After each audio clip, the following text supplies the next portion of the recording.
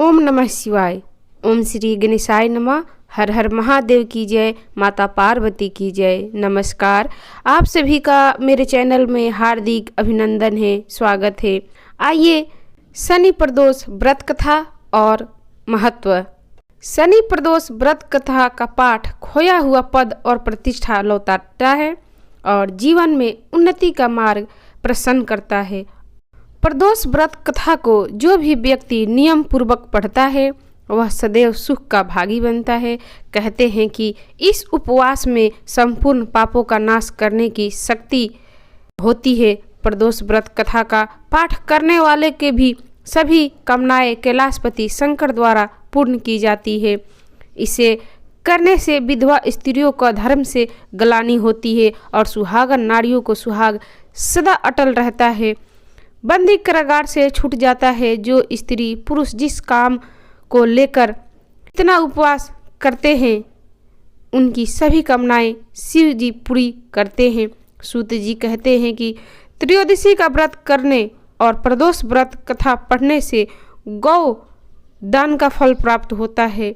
इस उपवास को जो भी विधि विधान और तन मन धन से करता है उसके सभी दुख दूर हो जाते हैं। सभी माता बहनों को 11 त्रयोदशी या पूरे साल की 26 त्रयोदशी की पूरी करने के बाद उद्यापन करना चाहिए। उपवास करने से पूर्व प्रदोष व्रत पूजा के नियम और प्रदोष व्रत उद्यापन की विधि अवश्य पढ़ लेनी चाहिए।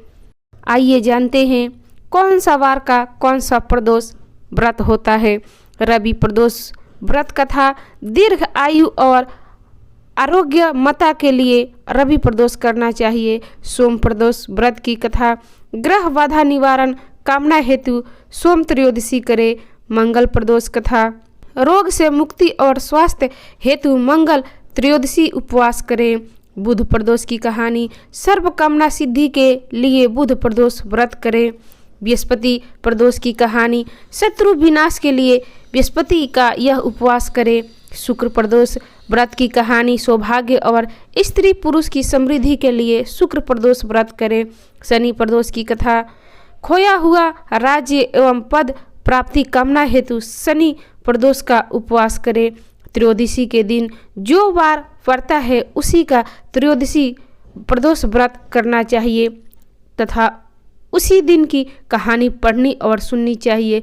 रवि सोम शनि त्रयोदशी प्रदोष व्रत अवश्य करें। इन सभी से विशिष्ट फल की प्राप्ति होती है। यह कलयुग का समय चल रहा है। कलयुग में प्रदोष व्रत का कथा और पाठ न केवल सभी कार्यों में सफलता देता है बल्कि भक्त को मुक्ति भी प्रदान करता है। इसके नित्य पाठ से हृदय में आनंद उत्पन्न होता है। उसकी अनुभूति भक्त सहज ही कर सकते हैं। गग्राचार्य जी ने कहा, हे महामते, अपने शिव जी की प्रसन्नता हेतु समस्त प्रदोष व्रतों का वर्णन किया। हम शनि प्रदोष व्रत विधि और शनि प्रदोष व्रत कथा सुनने की इच्छा रखते हैं, सो कृपया कर सुनाइए। तब सूत जी बोले, हे ऋषि, निश्चयात्मक रूप से आपका शिव पार्वती के चरणों में अत्यंत प्रेम है। मैं आपको शनि त्रयोदशी के व्रत की विधि बतलाता हूँ और शनि प्रदोष व्रत कथा सुनाता हूँ, सो ध्यान से सुने।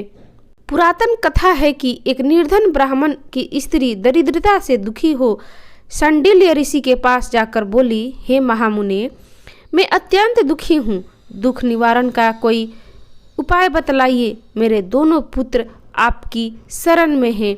मेरे ज्येष्ठ पुत्र का नाम धर्म है जो कि राजपुत्र और लघु पुत्र का नाम सूचिव्रत है। अतः हम दरिद्रती हैं, आप ही हमारा उद्धार कर सकते हैं। इतनी बात सुन ऋषि ने शिव प्रदोष व्रत करने के लिए कहा। तीनों प्राणी शनि प्रदोष व्रत कथा का पाठ करने लगे। कुछ समय पश्चात प्रदोष व्रत आया। तब तीनों ने व्रत का संकल्प लिया। छोटा लड़का जिसका नाम सूचिव्रत था एक तालाब पर स्नान करने को गया तो उसे मार्ग में स्वर्ण कलश धन से भरपूर मिला। उसको लेकर वह घर आया। प्रसन्न हो माता से कहा कि हे माँ, यह धन मार्ग से प्राप्त हुआ है। माता ने धन देखकर शिव महिमा का वर्णन किया। राजपुत्र को अपने पास बुलाकर बोले, देखो पुत्र, यह धन हमें शिव जी की कृपा से प्राप्त हुआ है, अतः प्रसाद के रूप में दोनों पुत्र आधा आधा बांट लो। माता का वचन सुन राजपुत्र ने शिव पार्वती का ध्यान किया और बोला, पूज्य, यह धन आपके पुत्र का ही है, मैं इसका अधिकारी नहीं हूँ। मुझे शंकर भगवान और माता पार्वती जब देंगे तब लूँगा। इतना कहकर वह राजपुत्र शंकर जी की पूजा में लग गया। एक दिन दोनों भाइयों का प्रदेश भ्रमण का विचार हुआ। वहाँ अपने अनेक गंधर्व कन्याओं को क्रीड़ा करते हुए देखा। उन्हें देख शुचिवत ने कहा, भैया अब हमें आगे नहीं जाना है। इतना का शुचिवर्त उसी स्थान पर बैठ गया, परंतु राजपुत्र अकेला ही स्त्रियों के बीच जा पहुंचा।